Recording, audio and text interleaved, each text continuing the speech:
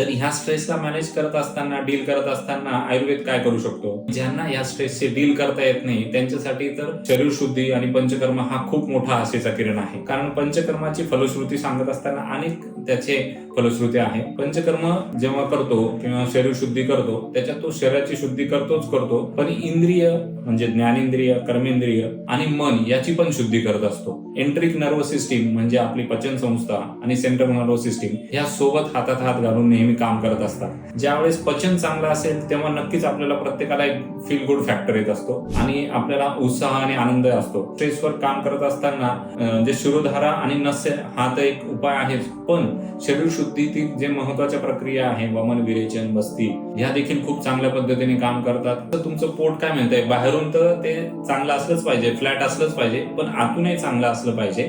याच्यासाठी नक्कीच आयुर्वेद अंगीकारा आणि विश्वगोविंद आयुर्वेदला व्हिजिट करा.